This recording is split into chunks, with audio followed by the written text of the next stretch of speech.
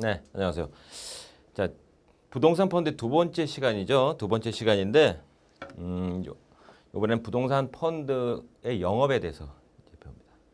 영업인데, 자, 봅시다. 여기 시험 문제가 몇 문제가 나옵니까? 6문제. 15문제에 6문제인데, 부동산 펀드는 반드시 요 내용들을 알고 가야지 된다는 얘기죠. 요 알고 가야 된다. 그런데 굉장히 간단해요. 왜냐하면 그 내용이 나올 수 있는 문제들이 정해져 있는데 펀드의 종류와 특징, 또 그것에 대한 뭐 위험 요소 뭐 이런 것들이죠. 그래서 이제는 각각의 항목대로만 따로 외우시면 됩니다. 그 펀드의 종류가 뭐가 있냐면 돈을 빌려주는 형태로 펀드를 만들면 대출형. 그 다음에 그 돈을 가지고 건물을 사서 임대를 놔줬어요. 그 돈의 수익을 가지고 펀드에 투자한 사람한테 나눠주면 임대형. 그리고 돈을 모아서 경매나 또는 공매, 뭐 그냥 이걸 그냥 경매라고 하죠. 경매로 해가지고 건물을 샀어요. 건물을 사가지고 거기에 또 수익이 나면 그 수익을 가지고 투자한 사람한테 나눠줘. 뭐 그런 걸 뭐라 그래? 경공매형 부동산 펀드라고 그래요. 권리형. 부동산과 관련된 권리에 투자를 해. 그래서 수익이 나면 권리형이라고 그러고. 증권형. 전 시간에도 얘기했지만 부동산 자산과 관련된 증권이 있죠. 그 증권에 투자를 해가지고 생기는 수익을 나눠줘요. 그러면 증권형. 그 다음에 준부동산은 부동산도 아닌데 부동산과 유사한 형태의 유동산과 형태의 뭐 증권이나 기타 등등에 투자해서 수익이 나면 나눠줘. 그래서 그런 것들도 부동산 펀드로 준한다 라고 하기 때문에 준 부동산 펀드가 돼요. 그러면 1번서부터 6번까지 각각 한 문제씩만 내면 어떻게 돼? 6문제 나오겠죠? 그런데 이 내용들에 대해서는 어떠냐? 우리들이 일반적인 상식선에서 자꾸만 접근을 하면 이해하기가 쉽다고요. 자, 반드시 요 6가지는 알아야 된다. 자, 그러면 그 특징, 특징에 대해서만 쭉 나오는 거죠. 그러니까 특징이 뭐고 이 펀드의 중요한 것이 뭔가 그거만 아시면 됩니다. 자, 첫 번째. 자, 부동산 펀드를 구분하는 내용이에요. 자, 아까 얘기한 것들 중에서 뭐 대출형이 있었고, 임대형이 있었고, 파생상품이 있었고, 개발형이 있었고, 증권형이 있었는데, 그거를 책에 나온 순서대로 봅시다. 임대형과 경공매형은 부동산에 투자한다. 임대를 주려면 건물이 필요하겠죠? 그래서 부동산에 투자하는 거고요. 경공매형은 경매로 하면 그 건물을 경매로 받겠죠? 그럼 그 경매로 받은 것에 대해서 돈을 지불을 해야 되겠죠. 그 부동산에 대해서. 그래서 부동산에 투자한다는 얘기고요. 파생상품형은 파생상품인데 뭐야? 부동산을 기초로 한 파생상품이다. 그런데 우리나라에는 많다 적다. 거의 없다라는 얘기고요. 하지만 상품으로 만들 수 있다. 또 미국 같은 경우에서는 있다라고 하기 때문에 종류에 대해서 구분이니까 하나 넣어놓은 거고요. 대출형은 뭐냐면 그걸 가지고 법인에 대해서 대출을 해주는 거죠. 대출을 해주는데 대출해주면 뭐가 생기겠어요? 이자를 줘야 되죠. 이자를 받아야 되니까 그 이자를 받는 것에 대해서 그 돈의 원돈은 어떻게 돼? 부동산 펀드에서 나가는 거죠. 그 펀드에서 나가면 그 돈 가지고 부동산을 개발을 해요. 부동산을 개발을 해서 돈을 빌려주고 그 돈에 대해서 이자를 받는 형식. 그게 바로 대출형이고요. 그 다음에 개발형. 개발은 뭐 하겠어요? 우리가 저쪽에 그 달동네 산꼭대기에 있는 판자촌을 허물고 아파트를 지었어요. 그럼 아파트를 지면 어떻게 되겠어요? 그 아파트의 가격이 올라가겠죠. 그 올라가면 수익이 생기면 그 수익을 나눠줘요. 그러면 그 펀드는 돈을 벌겠죠. 그렇게 기존에 없는 것을 새로 만들어서 새로 만들어서 또 다른 수익원을 창출하는 것, 그것을 바로 개발형이라고 하고요. 개발형과 비슷하게 하는 것도 뭐가 있을까요? 뭐 리모델링을 해. 아니면 건물을 좀 새롭게 개발을 해. 그래서 요걸 뭐라고 그래? 개량하죠. 개량. 개량형이 추가로 있을 수가 있는 거죠. 개발 또는 개량형이라고 할 수가 있고요. 그 다음에 권리형. 부동산과 관련된 권리가 있어요. 그러한 권리를 부동산 펀드의 자금으로 확보를 해서 그것으로 인해서 수익을 얻어요. 그래서 수익을 얻어서 투자자들한테 나눠줘. 그러면 그것은 뭐가 되냐면 권리형이 된다는 얘기죠. 그러나 그 권리는 반드시 뭐가 돼? 부동산과 관련된 권리일 경우에 한해서만 그렇게 된다는 거고요. 자, 또는 여기 금전 채권. 금전 채권은 뭐냐면 돈을 빌려주고 못 받은 돈 있죠. 그런 것이 바로 금전 채권이어야 되는 거죠. 그래서 금전 채권을 가지고 있으면 어떻게 돼? 그 돈을 받겠죠. 예. 그러한 받게 되는 경우 금전 채권의 취득이라고 합니다. 자, 그 다음에 증권형. 증권도 반드시 뭐가 돼? 부동산과 관련된 증권이다라는 얘기죠. 부동산과 관련된 증권. 이렇게 해서 부동산의 구분 다시 또 5가지가 있었어요. 앞에 제가 서두에 얘기한 6가지는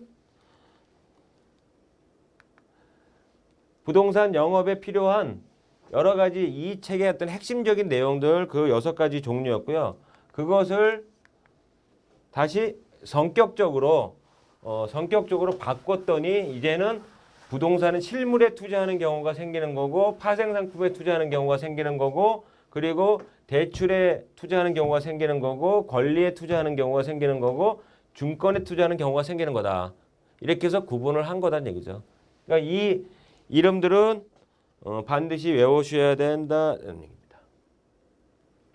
자, 그럼 제일 중요한 첫 번째 대출형. 아까 대출은 뭡니까? 돈을 빌려주고 거기에 대한 이자를 받는 거죠. 그 이자를 받는데 대출형은 어떻게 되어 있냐면 보통 우리 파이낸스, PF라고 그래요. PF. 파이낸스 형식으로 돈을 빌려주고 또 수익을 낸다라는 얘기고요. 거기에는 뭐가 있냐면 자, 예를 들면 여기 돈 내는 사람 지주가 있어요. 여기는 시행사가 있고 여기는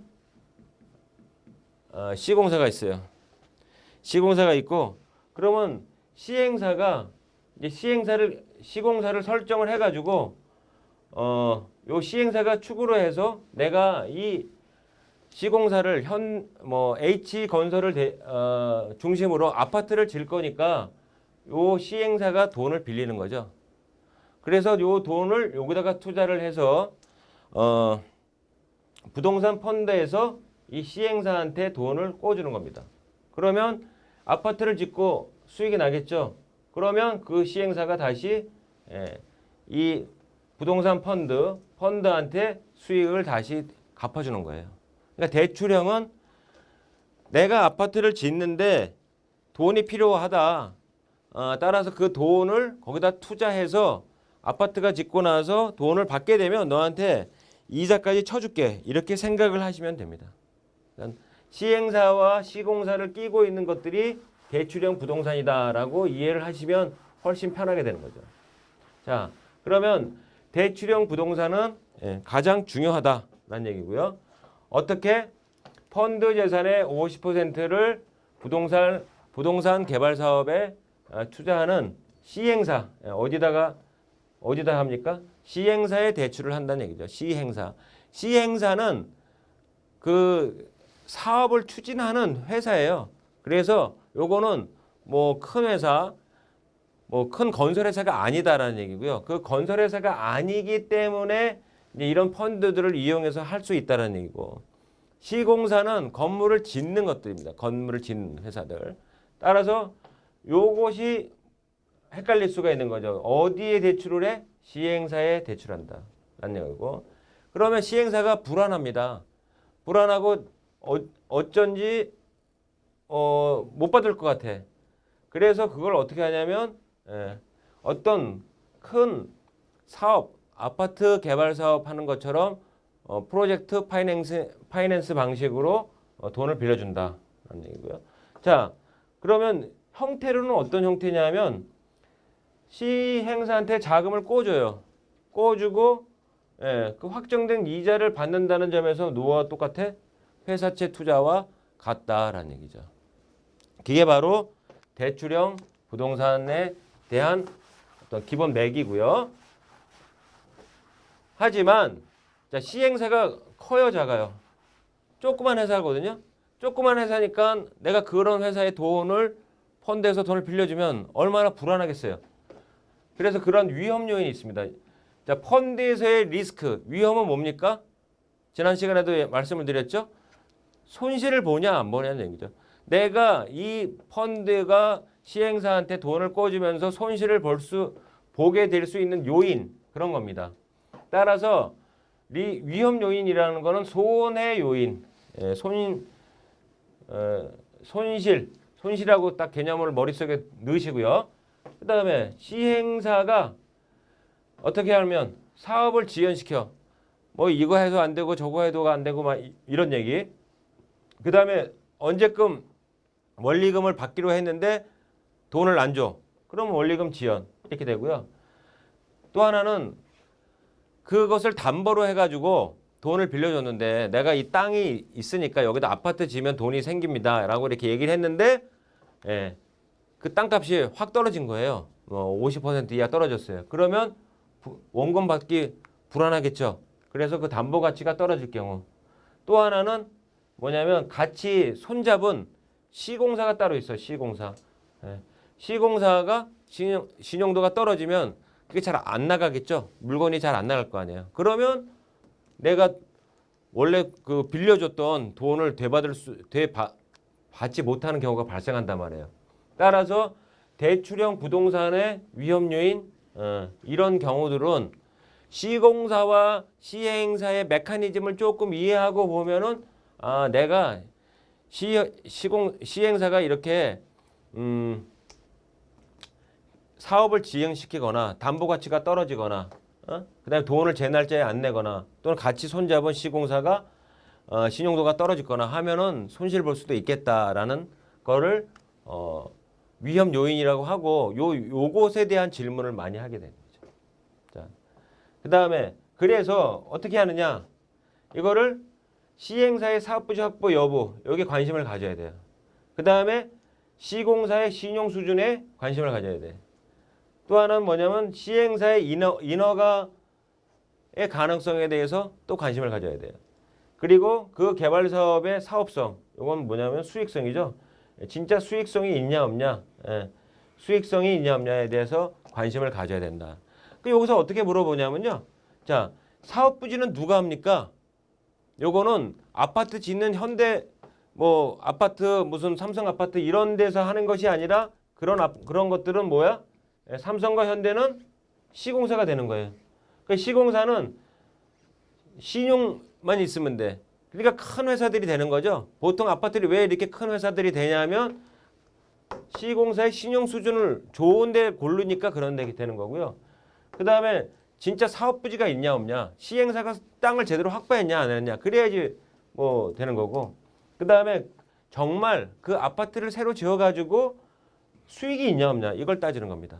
따라서 대출형 부동산의 위험 요인과 또 그 각각의 어떤 그 주요 관점, 시행사, 시공사의 차이점, 요거를 확실하게 이해하시면 대출형 부동산은 마무리 지을 수가 있다는 얘기죠.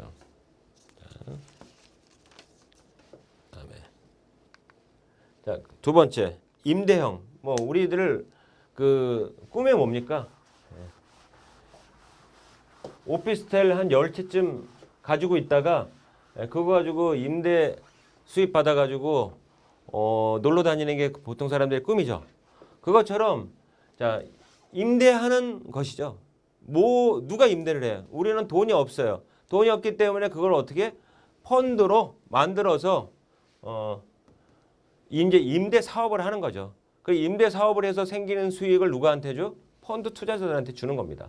자, 그러려면 어떻게 돼 있어? 어디 오피스텔 통째로 사죠. 예, 통째로 큰 건물 통째로 삽니다. 예, 여기 방이 100개가 들어가 있어요. 예, 그럼 100개를 삽니다. 사서 그걸 어떻게 여기 각각의 임대를 줘요. 여기. 그럼 월세 얼마. 월세 50만 원. 예? 50만 원 곱하기 100채. 이렇게 돈이 나오는 거죠. 그러면 월 수익이 나올 거 아니에요. 그런 식으로 운영을 한다. 그래서 건물을 사고 그다음에 리스 임대를 줘. 이런 뜻이에요. 따라서 이런 방식으로 이제 건물을 사면 임대 수익은 꾸준하게 나오겠죠. 꾸준하게 나오는데 부동산이 올랐어. 이게 어디 강남에 좋은 오피스텔이었는데 전반적인 가격이 올랐습니다. 처음에 들어갈 돈이 뭐 50억이었는데 나중에 80억까지 올랐어요. 그러면 부동산의 가격 상승이 있을 거 아니에요. 부동산 가격 상승. 그러면 그 부동산 가격 상승을 뭐라 그러냐면 자본소득이라고 그래요. 따라서 임대형은 임대 수익과 자본소득을 한꺼번에 같이 가져간다라는 얘기고요. 그다음에 대부분 우리나라 펀드는 뭐였어? 대출형. 여태까지 앞서서 얘기한 대출형이 대부분이었는데 지금은 어떤 식으로 이제 임대형으로 자꾸만 선진국화되는 거죠. 미국은 이렇게 임대형이 대부분이 많았다. 자, 요것도 중요한 얘기죠. 요건 뭐냐면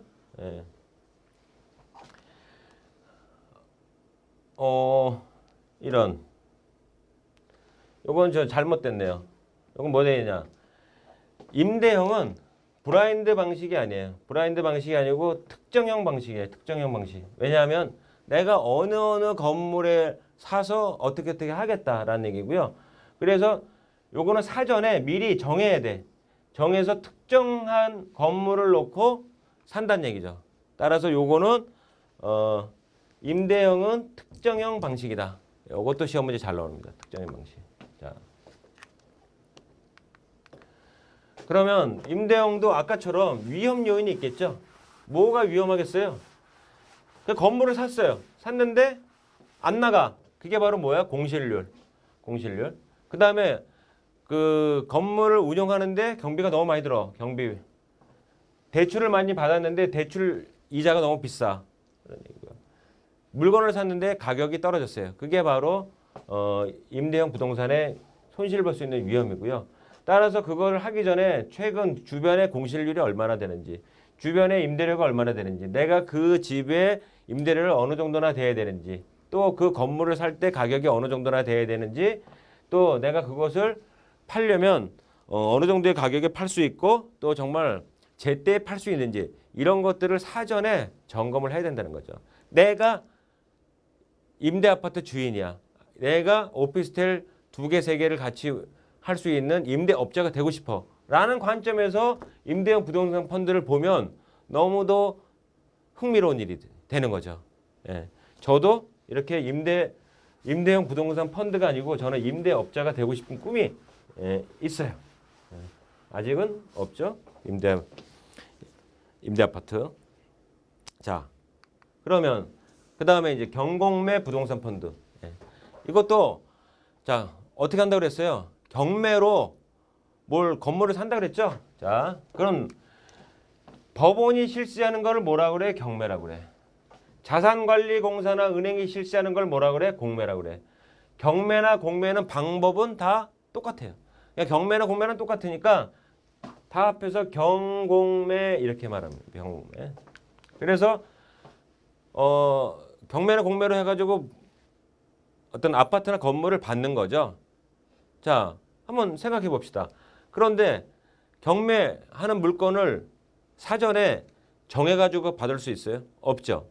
왜냐하면 경매라는 물건은 수시로 나오는 거거든. 수시로. 또 어떤 나올 예정이 있는 거거든요. 따라서 돈을 모은 다음에 경매를 신청할 수가 있는 거예요. 자, 그러면 그래서 만약에 받았어요. 내가 받았습니다. 건물을 받았어요. 그럼 건물을 가지고 뭐 할까요? 임대를 놓겠죠. 그래서 임대 수익을 해. 그런 다음에 어떻게 돼? 어느 정도 시간이 지난 다음에 매각하겠죠. 매각해서 또는 매각 차익을 넣습니다. 자, 매각 차익을 자본 수익이라고 했고요. 임대 수익을 넣습니다. 따라서 시세 차익에 의한 자본 소득의 취득을 주된 목적으로 한다. 결국은 팔기 전까지 임대 수익은 없지만 제대로 된 경매는 뭐냐면 싸죠. 물건이 쌉니다. 물건이 싼 가격에 사서 제대로 만든 다음에 판다는 얘기고요. 자, 요거는 아까 그랑 틀렸어요. 요거는 불특정 방식입니다. 불특정. 그 다음에 블라인드라고 그래요. 블라인드. 예, 안 보인다. 자, 경매는 안 보이는 것이기 때문에 이렇게 보이지 않는 대상을 향해서 블라인드, 블라인드, 안 보이는 상태에서 이런 물건을 한다라고 해서 요거는 불특정 방식이라고 합니다. 자, 그럼 거기에도 위험 요인이 있겠죠. 그게 뭐냐면 물건이 없어요. 물건, 돈은 있는데 물건이 없게 되는 경우가 있고요. 그 다음에 경매를 하게 되면 또 법적인 문제가 상당히 많아요. 그런 거 있고. 그 다음에 낙찰가율. 낙찰가율이라고 뭐냐면은 최근에 그 현재 공시지가 또는 뭐 공정 가격에 비해서 그 낙찰된 경매에 걸린 가격이 어느 정도나 되느냐. 예를 들면 100억짜리가 80억 됐다. 80억 경매가 됐다. 그럼 낙찰가율이 80%가 되는 거죠. 그런데 80%가 아니라 90%가 됐다고 하면 보통 때는 80억에 살 수가 있는데 90억 낙찰가율이 높아간다는 얘기는 경매로 해도 비싸게 살 수밖에 없다는 얘기거든요. 그럼 어떻게 되겠어요? 수익이 줄어들겠죠. 그런 얘기고요. 그 다음에 경매로 해가지고 샀는데 안 팔려. 유동화가 곤란날 경우가 있다는 얘기고요. 자, 그러면 여기에 어떤 것이 있냐면 전문 인력의 운영 인력의 전문성 이런 것이 필요하다. 경매는 아무나 하죠. 사실은 일반인도 하지만 큰 물건 펀드에 있어서는 전문 인력이 좀 필요하다는 얘기고, 그 다음에 펀드의 적정성. 100억을 모아놨는데 경매는 1억짜리, 2억짜리 아파트만 했어요. 언제 그 100개를 다 합니까? 그게 못하죠. 그래서 그런 것들에 대한 적정성이 필요하다는 얘기고, 그 다음에 펀드 운영의 투명성은 뭐 일반적인 똑같은 얘기고요. 따라서 경공매형도 내가 경매를 해서 아파트를 사가지고 투자를 한다라는 개념으로 이걸 보시면 상당히 재밌습니다. 됐고요. 비슷하게 권리형. 권리형은 뭐냐면 똑같아요. 부동산 권리의 50% 이상을 하는 건데 어떤 권리가 있냐면 지상권, 지역권, 전세권, 임차권, 분양권, 담보부, 금전채권 이렇게 돼 있어요. 지상권은 뭐냐면 땅에다가 나무를 심었어요. 나무를 심어가지고 그 나무에 대한 사용할 수 있는 권리를 갖고 있는 게 지상권인데 그 지역, 그 토지에서 토지 위 또는 토지 밑에도 마찬가지예요. 그러한 것들도 부동산의 권리로서 인정을 하는 거죠. 따라서 지상권도 어떤 권리고 어느 지역 프랜차이즈의 권리, 어느 지역에서 어떤 사업을 할 때 생길 수 있는 권리 이것도 지역권이라고 그러는데 그 지역권이고 전세권, 우리 전세권 알죠? 전세는 뭐 지금 우리나라 모든 사람들이 전세에 대한 어떤 그 고민을 갖고 있는데 그러한 권리도 전세권이고 임차권, 분양권 이 모두 다 권리인데 그 권리들에 대해서 투자하는 것들이 권리형 부동산 펀드고요. 단지 부동산을 담보로 해서 돈을 못 받은 그런 채권을 부동산 담보부 금전 채권이라고 하고 이것도 부동산 권리로 인정을 한다라는 얘기고요. 자, 그 유형에는 뭐가 있나 한번 봅시다. 여기 보면 아까 물권, 물권, 권리죠. 이거 권리, 권리.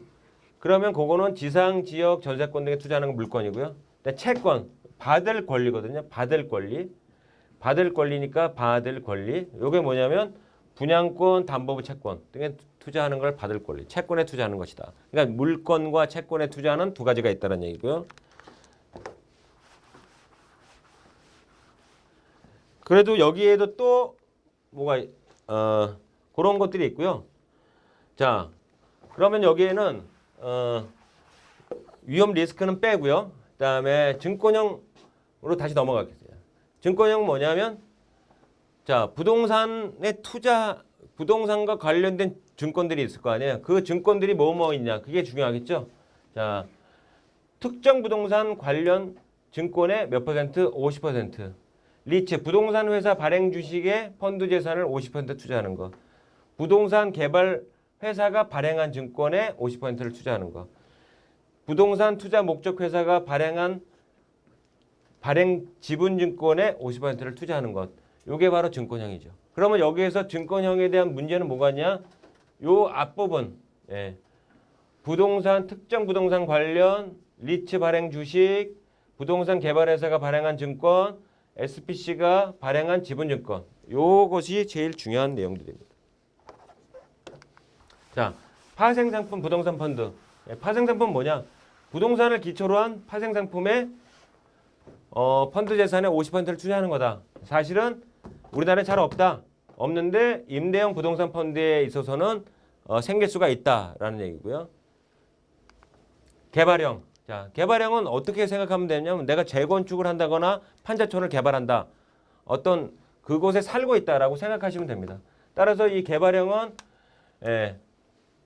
부동산 펀드가 시행사의 역할을 수행함으로써 직접 부동산 개발 사업을 추진한 후에 또 분양, 임대를 통해서 개발 이익을 추구하는 것이다 라는 얘기고, 거기에 또 두 가지 요인, 위험 요인, 어떻게 하면 잘 안 될까요?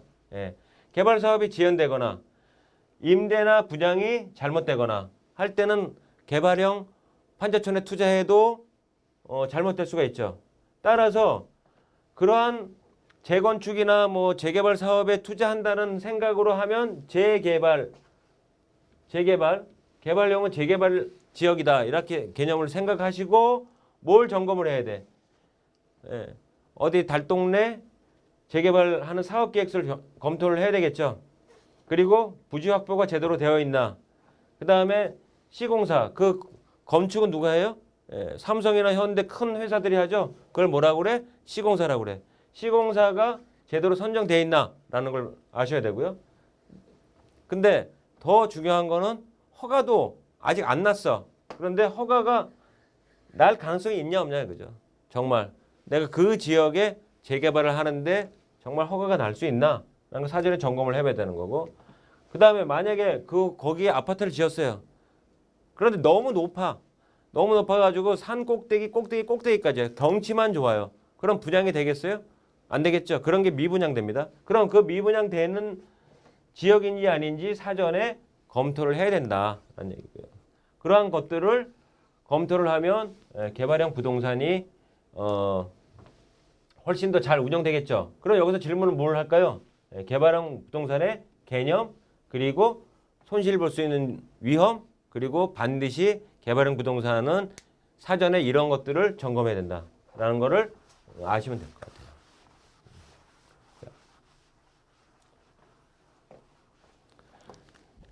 자, 개량형 사전에 말했습니다. 개발형과 개량형은 어떻게 유사하죠? 비슷해. 이건 리모델링 한다 그런 뜻으로 생각을 하시면 되고요. 자, 리모델링을 했어요. 자, 그러면 그 다음에 뭐가 위험할까요? 돈이 많이 들었어. 리모델링을 했는데 돈이 많이 들었어요. 그럼 잘 팔릴까요?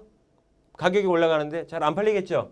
그래서 그것을 매각 차익이 적어지니까 그런 것에 대해서 위험 요인이 있다는 얘기고요. 여기에서는 뭐가 제일 중요해? 개량 비용. 그래서 그 개량 비용이 투자 수익에 대해서 얼마나 되느냐. 그러니까 리모델링을 할 때 내가 어느 정도의 돈을 여기다가 투자할 거냐라는 그런 개념으로 개발형과 개량형을 서로 연결시켜서 생각을 하시면 훨씬 편하게 됩니다. 자, 준부동산. 아까 준부동산은 뭐야? 부동산은 원래 아니에요. 아닌데 부동산으로 인정을 한다는 거죠. 자, 그러면 그것은 뭐야?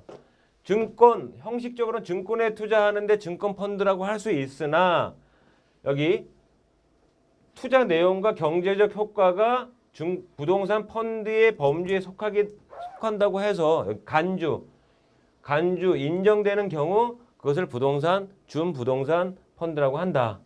그러면 그 내용이 뭐가 있을 거 아니에요? 이런 내용들로 종류가 있을 거 아니에요. 그 종류가 뭐냐? 그게 중요하겠죠. 예.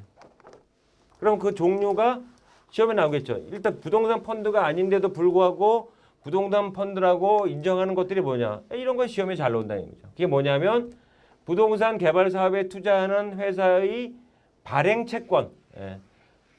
부동산 개발 사업에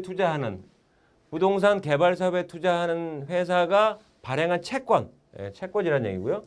그 다음에 부동산 개발 사업을 영위하는 회사의 발행 주식, 개발 사업을 영위하는 회사의 주식 또는 지분. 지분은 그냥 개념상으로 우리가 주식하면 뭐예요? 그 회사의 지분이죠. 지분 유권과 주식과 거의 동일한 개념으로 보시면 돼요. 그래서 그 발행한 주식 또는 건물 개량 사업에 투자하는 회사, 그 회사의 발행 이런 것들 모두 다 뭐라 그래? 사실은 부동산 증권에 해당하나 부동산과 관련되어 있기 때문에 준부동산이라고 한다라고 하고, 그 준부동산 펀드의 유형에 속하는 것은 이거 물어보겠죠. 발행 채권, 발행 주식, 발행 여기에 포함되지 않는 거 골라내는 거, 이런 문제를 잘 낼 수가 있다는 얘기죠. 따라서 이 문제 여기 그 부동산의 펀드 영업에는 6문제가 나오는데 지금 말씀드린 여러 가지 내용들이 거의 섞어서 또는 특징과 위험 요소, 점검 내용 이런 것들을 물어보는 문제가 많이 나오고, 이런 것들은 실제로 우리가 아파트를 재건축하거나 또는 달동네 그 재개발 사업에 참여하거나 내가 임대 사업으로 어디 오피스텔을 운영하거나 하는 모든 그런 그 경제 활동에도 상당히 많이 도움이 되는 내용이기 때문에 내가 큰 뭐 부자가 되고 싶다, 아니면 내가 나중에는 이렇게 운영할 거다라고 생각하시는 분들은 즐거운 마음으로 공부를 하시면 됩니다. 네. 여기 또 있네요. 그리고 글로벌 부동산의 투자의 필요성. 요거는 왜 이제 더 하나 넣어놨냐면, 이제는 우리나라뿐만 아니라 외국에도 이제 투자를 많이 하게 됐어요. 펀드도 우리나라 펀드로 하다 보니까 너무 제한돼 있어요. 왜? 우리나라 부동산들이 침체가 돼 있잖아요. 따라서 호주, 싱가포르, 말레이시아, 미국 이런 데다가 펀드를 만들어 가지고 거기에 건물에다 투자를 한단 말이에요. 그래서 해외 부동산 펀드들이 상당히 많이 들어와 있고 또 우리도 거기다 투자하려고 한단 말이에요. 따라서 그런 걸 보고 뭐라고 그래? 글로벌 부동산 투자라고 하죠. 예, 앞으로는 이러한 그 부동산들이 왜 일어나는지, 결국은 안정적이고 장기적으로 운영하고 투자자들을 위해서 이런 해외 부동산과 관련된 여러 가지 펀드들이 많이 만들어질 수 있다라는 얘기죠. 네. 그래서 여기까지 해가지고 부동산 영업을 쭉 말씀을 드렸는데, 이것은 실생활과 관련되어 있기 때문에 보다 자세하게 알아두시면 더 도움이 되고, 또 각각들이 각 특징들이 전부 달라요. 다르기 때문에 그 다른 특징과 또 손실을 볼 수 있는 위험 요소에 대해서는 반드시 체크를 하셔야 됩니다.